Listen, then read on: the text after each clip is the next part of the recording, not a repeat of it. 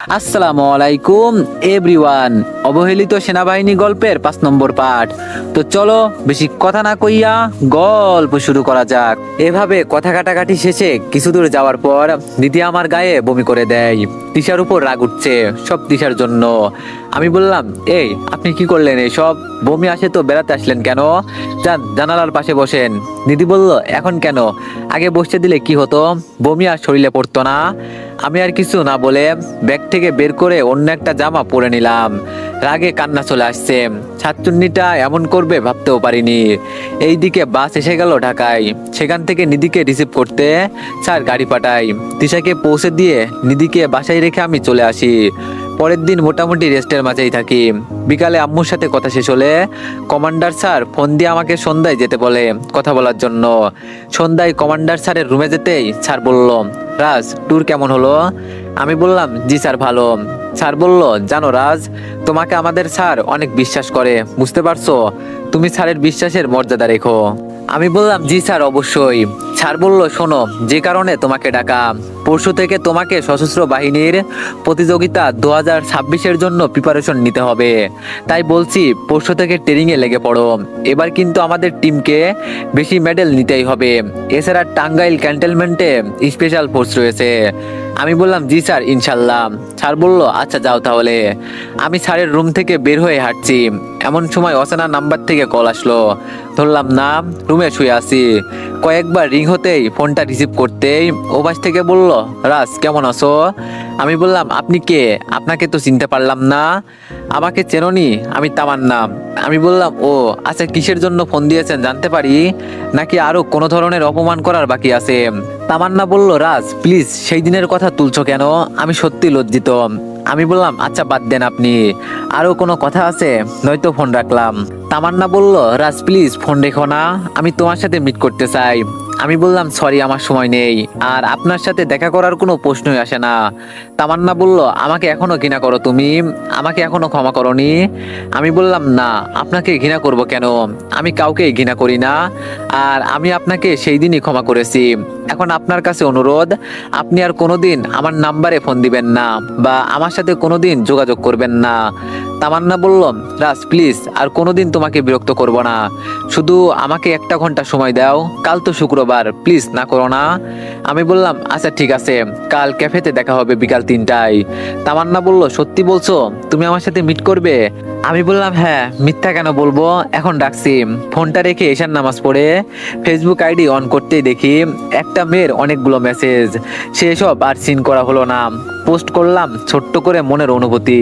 একটা বিষণ্ণময় বিকেল, অভিমানী তুমি কান্নিসে দাঁড়িয়ে অপেক্ষামান। তখন ঝুম বৃষ্টি নামলো, আর সেই বৃষ্টিতে সারা শহর খুঁজে তোমার অনিমেষ কালো চুলের খোপায় বেলি ফুলের মালা এঁটে দিয়ে যদি বলি, ভালোবাসি আমার রাজকুমারী, তুমি কি তখনও অভিমান করে থাকবে? নাকি মুচকে হেসে শাড়ির আঁচলটা দিয়ে আমার ভেজা চুলগুলো মুছে দিয়ে বলবে, ভালোবাসি তোমায়? পোস্ট করে অফলাইনে চলে গেলাম।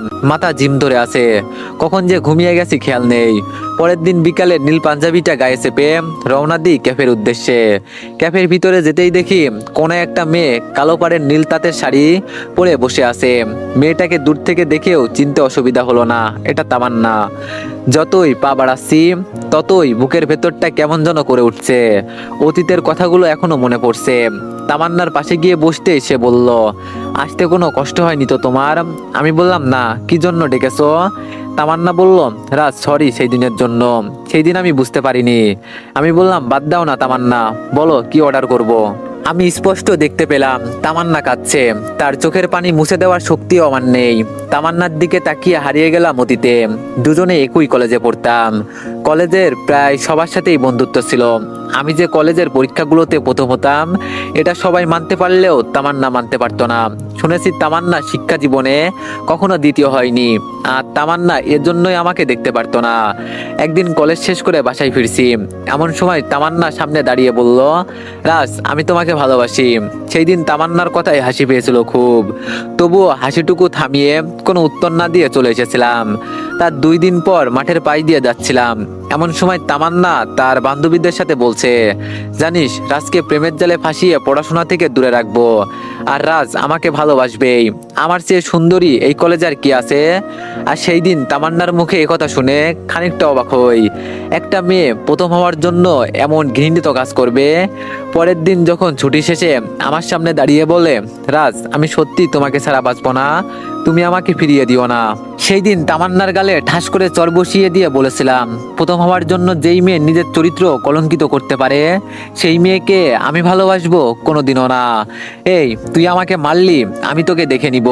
এইদিকে পরের দিন ক্লাসে বসে আছি, এমন সময় হাবিব বলল, রাজ তোকে তামান্না কমন রুমে ডাকছে, কি যেন বলবে, এখনই যা। আমি কমন রুমে যেতেই দেখি তামান্না বসে আছে। তামান্নার রুমে আমাকে দেখেই দরজা বন্ধ করে দেয়। আমি বললাম, তামান্না দরজা বন্ধ করলে কেন? তামান্না বলল, তোমাকে বুঝাবো তামান্নাকে, কার গালে সেদিন চড় দিয়েছিলি। কথাটা বলেই তামান্না উন্নাটা টান দিয়ে ছিঁড়ে ফেললো। আমি বললাম, এই আপনি কি করছেন এইসব?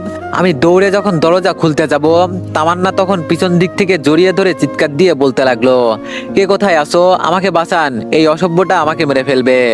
এমন সময় তামান্নার বান্ধবীরা প্রিন্সিপাল স্যারকে নিয়ে দরজা ধাক্কা দিচ্ছে। তামান্না দরজা খুলেই সাবিয়াকে জড়িয়ে ধরে কাঁদতে লাগলো। আমি অবাক হয়ে এখনো তাকিয়ে আছি, সবকিছু দুঃস্বপ্নের মতো মনে হচ্ছে। তামান্না এতটা ঘৃণিত কাজ করবে আমি ভাবতেও পারিনি।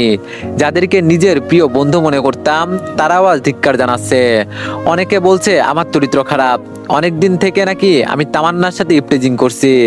দুই একজন ছেলে মারতে আসলো, আমি মাথা নিচু করে দাঁড়িয়ে আছি। প্রিন্সিপাল স্যার আমার কাছে এসে বলল, রাজ তোমার দ্বারা এমন কিছু হবে কখনো ভাবিনি, ছি তুমি এতটা জঘন্য। আমি বললাম, স্যার প্লিজ বিশ্বাস করেন আমি এইসব করিনি। স্যার বলল, রাজ প্লিজ স্টপ, আমি কিছু শুনতে চাই না, যা দেখার তা তো দেখতেই পারছি। বিকালে স্কুলে মিটিং বসলো, তামান্নার বাবা আসলো, আম্মুকেও খবর দেওয়া হলো তামান্নার বাবার কথা আমাকে পুলিশে দিবে। আম্মু এসে আমার গালে ঠাস করে চর বসিয়ে দিয়ে বলল, আমি এইসব দেখার জন্য পেটে ধরেছি তোকে, তুই এমন করবি আমি কখনো কল্পনাও করিনি। সবাই বলল পুলিশকে ফোন দিতে। তামান্নার দিকে চেয়ে দেখি তামান্না মিটমিটে হাসছে। প্রিন্সিপাল স্যার যখন পুলিশকে ফোন দিবে তখন মা স্যারকে বলল, স্যার দয়া করেন, আমার ছেলেটা ছাড়া আমার আর কেউ নেই, তার বাবাকে হারিয়ে তার মুখের দিকে চেয়েই বেঁচে আছি। ও স্যার পুলিশকে ফোন দিবেন না, আমার ছেলেটার বাপের অনেক শখ ছিল যে ছেলেটা সেনাবাহিনী হবে, ওরে মাফ করে দিন স্যার, ওর জীবনটা নষ্ট করবেন না। স্যার বলল, আমি কিছু করতে পারবো না, আর রাত যে অপরাধ করেছে তার এমন শাস্তি হওয়া উচিত। আর আপনি কেমন মা, কেমন ছেলে পেটে ধরেছেন যে একটা নারীকে সম্মান করতে পারে না। প্রিন্সিপাল স্যারের কথা শুনে মা কান্না করে দিল। আম্মুর চোখের পানি দেখে নিজের চোখের পানি আটকে রাখতে পারছি না। আম্মু তামান্নার বাবাকে অনেক অনুরোধ করলো, কিন্তু সে তার সিদ্ধান্তে অনড়। মা শেষ পর্যন্ত তামান্নাকে বলল, মা তোমার সাথে একটু আলাদাভাবে কথা বলতে পারি? তামান্না বলল, কি বলবেন এখানেই বলেন। আম্মু বলল, মা 5টা মিনিট, বেশি কিছু বলবো না। তামান্না বলল, আচ্ছা চলেন। মা তামান্নার পাশের রুমে নিয়ে গিয়ে বলল, জানো মা, বছর খানেক আগে রাজের বাবা মারা গেছে, ছোট্ট একটা বোন আছে, ওকে নিয়ে ওর বাবার অনেক স্বপ্ন ছিল। তুমি আমার ছেলের জীবনটাকে নষ্ট করো না, আমি একটা মা হয়ে তোমার পায়ে পড়ছি, আমার ছেলেকে ক্ষমা করে দাও। তামান্না বলল, কি করছেন, শোনেন, ক্ষমা করতে পারি একটা শর্তে, আপনার ছেলেকে নিয়ে এই শহর ছেড়ে চলে যেতে হবে, আর কোনোদিন যেন ওর মতো লুচ্চাকে আমি সামনে না দেখি। আম্মু বলল, আচ্ছা মা তাই হবে। তামান্না অফিসে গিয়ে প্রিন্সিপাল স্যারকে বলে, স্যার ওই কালপিটটাকে টিসি দিয়ে বের করে দেন, আমি চাই না আমার জন্য কারো জীবন নষ্ট হোক। তামান্নার আব্বু বলল, তামান্না মা কি বলছিস এইসব, তোর সাথে যে এত বড় অন্যায় করলো। তামান্না বলল, বাবা আল্লাহ বিচার করবে, ক্ষমা মহৎ গুণ। পরের দিন যখন টিসি নিয়ে আসছিলাম তখন তামান্না দৌড়ে এসে আমার সামনে দাঁড়ালো। আমি মাথাটা নিচু করে যখন তার পাশ কাটিয়ে যাব তখন সে বলল, এই লুজার, বলেছিলাম না কলেজে প্রথম আমি হব, এখন আমার কোনো প্রতিযোগী নেই, আর তোর মতো ফকির কিনা আমাকে চর মারে। শোন, সারা জীবন আমার নাম মনে এলে ভাববি তামান্না কে ছিল। আমি আর কিছু বলিনি, মাথাটা আকাশের দিকে তুলে মনে মনে বলেছিলাম, নিশ্চয় আল্লাহ সর্বশক্তিমান। সেই দিন সারা রাস্তায় চোখ থেকে জল গড়িয়ে পড়েছে। বাড়িতে এসে মাকে জড়িয়ে ধরে কান্না করে বলেছিলাম, মা তোমার ছেলে খারাপ না। মা মাথায় হাত বুলিয়ে দিয়ে সেই দিন বলেছিল, জানি বাবা, আমি তোর চোখ দেখেই বুঝতে পারছিলাম। এইসব ভাবতে ভাবতে কখন যে চোখ ভিজে আসে খেয়াল করিনি। তামান্নার ডাকে বাস্তবে ফিরি। আমার সামনে কালো পাড়ের নীল শাড়ি পরে বসে আছে সে, চোখের কাজল আর ঠিক নেই। সময় কত অদ্ভুত। যেই মেয়ে একদিন বলেছিল আমি যে তার সামনে কখনো না যাই, আর সেই মেয়ে কত অনুরোধ করে তার সামনে এনে বসিয়ে রাখছে। তামান্না বলল, কি হলো রাজ, কি ভাবছো, কথা বলছো না যে? জানো তোমাদের কত খুঁজেছি, সেখানে গিয়ে সবাই বলেছে তোমরা চলে গেছো। কোথায় গিয়েছো সেটা নাকি কাউকে বলে যাওনি। জানো তোমাকে এক প্রকার হন্য হয়ে খুঁজেছি। আমি ঠান্ডা হয়ে যাওয়া কফির মগে ঠোঁট ডুবিয়ে বললাম, এত খোঁজার কি আছে, তুমি তো চেয়েছো আমি তোমার দৃষ্টির অগোচরে থাকি।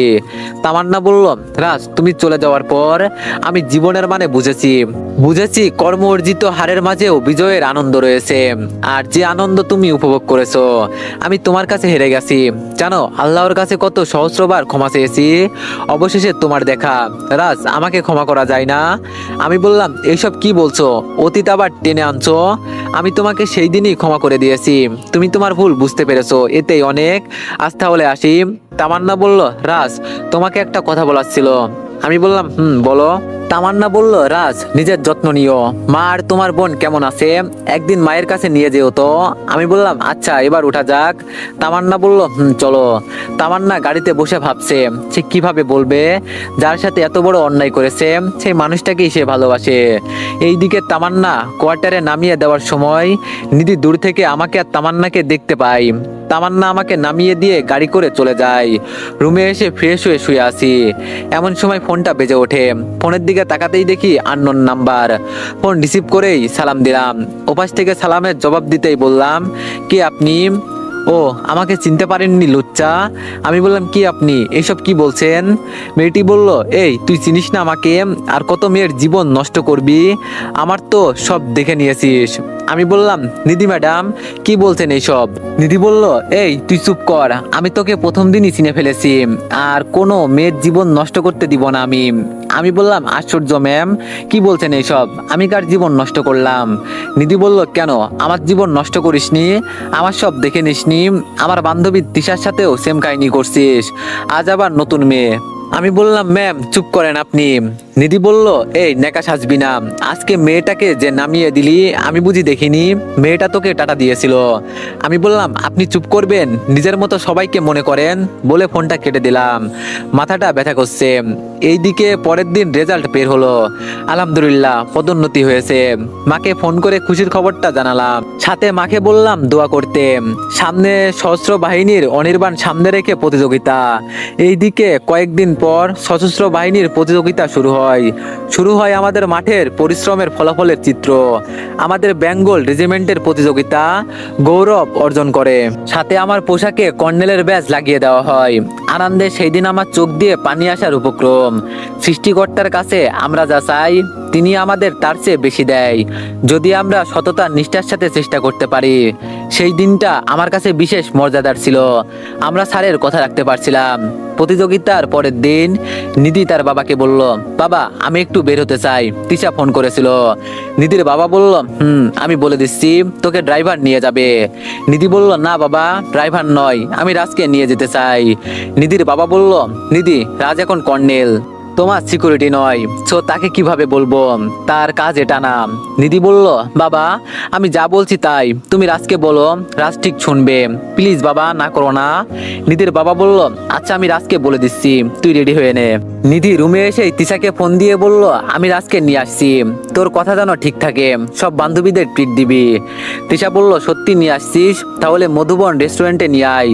নিধি বলল, আচ্ছা ঠিক আছে, তুই রেডি থাকিস। নিধি রেডি হয়ে রুম থেকে বের না হতেই আমি গাড়ি নিয়ে বাসার সামনে দাঁড়ালাম। নিধি গাড়ি দেখেই তাড়াহুড়ো করে নিচে নেমে বলল, এই ছোট লোক আমাকে মধুবন রেস্টুরেন্টে নিয়ে যা, আর হ্যাঁ একটা কথা মনে রাখিস, তুই যদি সেনাপ্রধানও হোস তবুও আমার কাছে ছোট লোকই থাকবি, যার চরিত্রর কোনো ঠিক নেই। নিধির কথা শুনে মুচকে আসলাম। গাড়ি করে নিধিকে যখন রেস্টুরেন্টে নামিয়ে দিয়ে এসে পড়বো এমন সময় তিশা বলল, রাজ কোথায় যাচ্ছ, ভিতরে আসো। তিশার কথা শুনে নিধি অনেকটা অবাক হয়ে বলল, কি হচ্ছে তিশা, ছোট লোকটা কেন ভিতরে যাবে? তিশা বলল, নিধি চুপ কর না দোষ, নাবিলা ঈশিতা অহনা সবাই এসেছে, সো লেট করিস না, তোদের যা ইচ্ছা আজ খাওয়াবো, আজ আমি অনেক হ্যাপি। নিধি অবাক হয়ে দাঁড়িয়ে আছে, কি হচ্ছে বুঝতে পারছে না। নিধি তিশা আর আমাকে নিয়ে রেস্টুরেন্টের পার্টির রুমে নিয়ে গেল। রুমটা খুব সুন্দর করে সাজানো।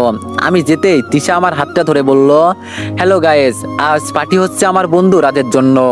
সে চাকরি জীবনে পদোন্নতি পেয়েছে আর সাথে সশস্ত্র বাহিনীর প্রতিযোগিতায় তার রেজিমেন্টে প্রথম হয়েছে। আজ আমরা সবাই আনন্দ করব আর এই খুশির দিনে রাজ আমাদের গান শোনাবে। তিশার কথা শুনে নিধির গা জ্বলছে। তিশা শেষ পর্যন্ত এই চরিত্রহীনটার জন্য এত বড় আয়োজন করলো। তিশা হয়তো জানে না সে কি করেছে। কি হলো রাজ, কেক কাটো। আমি ভাবতেও পারিনি আমার জন্য এমন কিছু অপেক্ষা করবে। কেকটা কেটে তিশাকে খাইয়ে দিলাম। তিশা সেই কেকটাই আমাকেও খাইয়ে দিল। নিধির দিকে তাকিয়ে দেখি নিধির চোখ দিয়ে আগুন বেরোচ্ছে, মনে হচ্ছে আমাকে কাঁচা খেয়ে ফেলবে। তিশা বলল, রাজ নিধিকেও খাইয়ে দাও। আমি নিধিকে যখন খাইয়ে দিব তখন নিধি কেকটা না খেয়ে কেকটা পায়ের নিচে পিষে ফেললো। রুমটা মুহূর্তেই নীরব থেকে আরো নিস্তব্ধ হয়ে গেল। সবাই অবাক হয়ে নিধির দিকে তাকিয়ে আছে। তিশা নিধির এমন কর্মকাণ্ডে রাগান্বিত হয়ে বলল, নিধি তুই কেকটা ফেলে দিলি কেন? নিধি বলল, ফেলবো না তো কি করব, একটা ছোট লোকের হাতে আমি কেক খাবো আর তুই এমন করবি জানলে আমি কোনোদিনও আসতাম না। নিধি রাগ করে একাই চলে যাওয়ার জন্য বের হলে নিধির সাথে সাথে আমিও যখন বের হতে যাব তখন তিশা বলল, রাজ তুমি কোথায় যাচ্ছ? আমি বললাম, তিশা আমার যেতে হবে, স্যার আমাকে তার মেয়ের প্রোটেক্ট করার জন্য পাঠিয়েছে। রাস্তায় কিছু হলে আমাকেই সাফার করতে হবে, তুমি পারলে নিধিকে আটকাও। তিশা দৌড়ে গিয়ে নিধির সামনে দাঁড়ায়। এই নিধি যাস না প্লিজ, কত কষ্ট করে পার্টিটা দিয়েছি। নিধি বলল, তিশা আমার সামনে থেকে সর। এই বলে যখন ধাক্কা দিয়ে সরাতে যাবে তিশা নিজের রাগকে কন্ট্রোল করতে না পেরে নিধির গালে ঠাস করে চর বসিয়ে দিয়ে বলে, ছি, তোকে বন্ধু ভাবতেও লজ্জা করছে আমার, আজ থেকে আমার কোনো বন্ধু নেই। এই বলে তিশা চলে যায়। আমি গাড়িতে উঠতে গেলে নিধি চিৎকার দিয়ে বলে, এই ছোট লোক, তুই আমার গাড়িতে উঠবি না, তুই তিশার কাছে যা, চরিত্রহীন লুফার কোথাকার। এই বলে গাড়ি নিয়ে চলে যায়। তার 2 দিন পর সিনহা স্যার আমাকে তার বাসায় যেতে বলে। বিকালে স্যারের বাসায় গেলে স্যার বলে, রাজ তোমাকে একটা কথা বলতে চাই। আমি বললাম, জি স্যার বলেন। স্যার বলল, আজ স্যার হিসাবে না, আশা করি তুমি না করবে না। আমি বললাম, কি বলছেন স্যার, বুঝতে পারছি না। স্যার বলল, রাজ আমি চাচ্ছি আমার মা হারা মেয়েটাকে তোমার হাতে তুলে দিতে। গ্রাম থেকে তোমার মা আর বোনকে নিয়ে আসো, আমি তোমার মায়ের সাথে বাকি সব কথা বলে ঠিক করব। আমি বললাম, কিন্তু স্যার নিধি। স্যার বলল, তোমার ওইসব ভাবতে হবে না, নিধি না করবে না, আমি আমার মেয়েকে চিনি, তোমার মায়ের নাম্বারটা দাও। এইদিকে স্যার পরের দিন আম্মুর সাথে কথা বলে সব ঠিক করে ফেলে। আম্মুর কাছে শুনি নিধি ওই বিয়েতে রাজি। আমি আম্মুর কথা শুনে বিস্মিত হয়ে যাই। যে মেয়েটা আমার নাম শুনতে পারতো না সেই নাকি বিয়েতে রাজি। কিন্তু 2 দিন পরেই বিয়ে, মানতে পারছিলাম না, তবুও কি করার, মায়ের হুকুম। বিয়েটা হয়ে যায়। তিশা বিয়েতে আসেনি, হয়তো অভিমান নয়তো রাগে। আজ আমাদের বাসর রাত, ফুলে ফুল সাজানো রুমটা, বিছানায় শত ফুলের মাঝে আরেকটা ফুল বসে আছে। আমি দরজা বন্ধ করে বিছানায় বসে ঘুমটাটা সরাতেই নিধি ফলকাটা ছুরি বের করে বলল, তুই যদি আমাকে স্পর্শ করিস তাহলে আমি এই ছুরি গলায় চালিয়ে দিব। আমি বললাম, নিধি কি বলছে এইসব? নিধি বলল, যা বলছি সত্যি বলছি, তুই কি মনে করছিস তোর মতো ছোট লোককে আমি স্বামী হিসাবে মেনে নিব? কোনোদিনও না। সারা দুনিয়ার মানুষ জানবে আমরা স্বামী স্ত্রী, বাট আমি আর তুই ছাড়া। আচ্ছা কি করে ভাবলি তোর মতো ছোট লোককে আমি এমনি এমনি বিয়ে করব? আমি বললাম, তাহলে কেন বিয়ে করছেন? নিধি বলল, খুব সাধারণ, তিশা তোকে ভালোবাসে বলেছে আর তোকে ভালোবাসে বলে পার্টির আয়োজন করেছে, আমাকে বোকা বানিয়েছে, তোকে সেখানে নিয়ে গেছে। আর তুই কি করে মনে করছিস তিশার চরের জবাব আমি দিব না? সেই দিন তিশাকে আমি কিছু বলিনি, বাসায় এসে বাবাকে বলেছিলাম, বাবাও না করেনি। নিধির কথা শুনে মাথাটা কেমন যেন ঘুরছে। মেয়ে মানুষ এতটা নিচু হতে পারে? নিধিকে না দেখলে অজানা থেকে যেত। নিধি বলল, কি হলো, এই নিয়ে বালিশ আর চাদর ফ্লোরে ঘুমাবি। আমি বালিশ আর চাদরটা রেখে বাইরে বের হলাম। অজু করে 2 রাকাত নামাজ পড়ে শুয়ে শুয়ে ভাবছি কি এমন ক্ষতি করেছি যার কারণে ফুলসজ্জার রাতে এমন হলো। এইদিকে খোলা জানালার কাচ ভেদ করে চাঁদের আলো নিধির মুখে এসে পড়েছে। চাঁদের আলোতে নিধিকে আরো বেশি সুন্দর লাগছে। ঘুমন্ত অবস্থায় তাকে নিষ্পাপ কাঠগোলাপের মতো লাগছে। যে কেউ প্রথম দেখায় তাকে ভালোবেসে ফেলবে, আমিও ব্যতিক্রম নই। যখন আল্লাহ তাআলার পবিত্র কালামকে সাক্ষী রেখে বিয়ে করেছি তখনই নিধিকে ভালোবেসে ফেলেছি, অজানা এক মায়ার বন্ধনে নিজেকে আবদ্ধ করে ফেলেছি। এইসব ভাবতে ভাবতে কখন যে দু চোখে ঘুম এসে যায়। সকালে ঘুম ভাঙে ফজরের আজান শুনে। নামাজ পড়তে ওঠার সময় নিধিকে ডাক দিয়ে বললাম, নামাজ পড়বেন? নিধি কোনো শব্দ করলো না, তাই আমি নিজেই নামাজ শেষ করে এসে দেখি নিধির কাপড় ঠিক নেই। নেই, এখনো ঘুমাচ্ছে। ডাক দিলাম শুনলো না, তাই আমি নিজেই যখন নিধির শাড়িটা ঠিক করতে গিয়েছি, শাড়িটা ধরতেই যাব তার আগেই ঘুম ভেঙে যায়। নিধি এই অবস্থায় আমাকে দেখে চিৎকার দিয়ে বলে ওঠে, এই চরিত্রহীন, কি করছিস আমার সাথে? আমি বললাম, ম্যাম আপনার শাড়ি ঠিক জায়গায় নেই, এই অবস্থায় কেউ যদি দেখে ফেলে। নিধি বলল, এই দেখলে দেখুক, তবুও তুই আমার শাড়ি টাচ করবি না, তুই ওইসব করার জন্য আমার কাছে আসছিলি। এই বলে নিধি কান্না করে দিল। আমি বললাম, ম্যাম ভুল বুঝছেন, তাছাড়া আপনার শাড়ি ঠিক করার অধিকার স্বামী হিসাবে আমার আছে। নিধি বলল, এই চুপ, আরেকবার ওই কথা মুখে আনবি না। তুই কি বলছিস? কবুল বললে আমি তোর হয়ে যাব, আমার উপর অধিকার ফলাতে আসবি না বলে দিলাম। আমি বললাম, আচ্ছা সকাল হয়ে গেছে, এবার উঠে গোসল করে নেন, আমাদের বিষয়টা যেন আমাদের বেডরুম পর্যন্তই থাকে। এইদিকে গোসল শেষ করে রুমে এসে দেখি নিধি রুমে নেই। আলমারি থেকে পাঞ্জাবি বের করে পরে যখন ঘাটটা ঘোরাবো, তখন দেখি নিধি মাথায় টাওয়াল পেঁচিয়ে আয়নার সামনে বসে আছে। মন চাচ্ছে পিছন থেকে গিয়ে জড়িয়ে ধরি। নিধি আর চোখে আমার দিকে তাকাতেই রুম থেকে বের হয়ে গেলাম। আশা এসে নিধিকে নিয়ে গেল। ননদ ভাবির রসায়ন বুঝতে পারছি না। একদিকে নিধি আশাকে আপন করে নিয়েছে, আমি বুঝি না আমার সাথে নিধির কেন এত শত্রুতা। 2 দিন এভাবেই চললে 3য় দিন হঠাৎ ফোনটা বেজে উঠলো। ফোন রিসিভ করতেই তিশা বলল, রাজ তোমার সাথে আমার কিছু কথা ছিল, তুমি কি আমার সাথে আজ বিকেলে দেখা করতে পারবে? প্লিজ না করো না। আমি বললাম, তিশা বাসায় মেহমান, যাই কিভাবে বলো, তুমি বরং বাসায় আসো। নিধির বাবা বিয়েতে আসতে বললো, তাও তো আসলে না। তিশা বলল, রাজ নিধির সাথে ওরকম ঝামেলা হওয়ার পর কিভাবে যাই বলো, এছাড়া আম্মু অসুস্থ ছিল তোমার বিয়ের দিন, তুমি আজ বিকেলে আসো না পার্কে, জাস্ট 1 ঘন্টা। আমি বললাম, আচ্ছা ঠিক আছে 4টায় যাব। এইদিকে নিধি আমার আর তিশার ফোন আলাপ দরজার আড়াল থেকে সব শুনেছিল। বিকেল 4টায় পার্কে গিয়ে দেখি তিশা বসে আছে। আমি যেতে একগুচ্ছ গোলাপ দিয়ে বলল, তোমার আর নিধির বিবাহিত জীবনের জন্য শুভকামনা। রাজ তোমাকে এখানে ডেকেছি আজ তেমন কিছু বলতে না, পারলে ফোনেও বলতে পারতাম। আমি সামনে মাসে আমেরিকা চলে যাচ্ছি, অনেক মিস করব তোমায়। ভেবেছিলাম বাসায় যাব, কিন্তু যে নিধির সাথে এতটা সম্পর্ক ছিল, সেই নিধি আমার সাথে এমন করলো। আচ্ছা রাজ একটা কথা বলি। আমি বললাম, হ্যাঁ বলো। তিশা বলল, রাজ তোমার কখনো মনে হয়নি কেউ তোমাকে ভালোবাসে, তোমার আনন্দে সে শান্তি খুঁজে পায়, তোমার সাফল্যে সে আনন্দিত হয়? আমি বললাম, হঠাৎ এমন প্রশ্ন করছো যে? তিশা বলল, জানো রাজ, আমরা অনেক সময় নিজের অজান্তে এমন কিছু মানুষকে ভালোবেসে ফেলি, যে মানুষটাকে আমরা চাইলেও আর ছুতে পারবো না। আমি বললাম, তুমি কাউকে ভালোবাসো বুঝি? কই কখনো তো বলনি, কে সে? তিশা বলল, হ্যাঁ ভালোবাসি, বাকি জীবনটাও ভালোবাসবো, তবে কে সে এখন বলতে পারবো না, একদিন সময় হলে সব বলবো। তোমার সাথে জানি না আর সামনাসামনি কথা হবে কিনা, তাই বলে দিলাম। তিশা বলল, ফুলটা কি আমার হাতেই থাকবে, নিবে না? তিশার হাত থেকে ফুলটা যখন নিতে যাব, ঠিক তখনই পেছন থেকে নিধি বলে উঠলো, বাহ পার্কে প্রেম হচ্ছে, আগে বলতেন প্রেম করার জন্য আমার বেড ছেড়ে দিতাম, ঘরে 3 দিনের বিয়ে করা স্ত্রী রেখে পার্কে প্রেম করা হচ্ছে। সি, মানুষ চরিত্রহীন হলে এতটা হয় জানা ছিল না। তো এভরিওয়ান, নেক্সট পার্টের জন্য সবাই একটু বেশি বেশি লাইক আর একটা করে কমেন্ট করে দিও। ধন্যবাদ।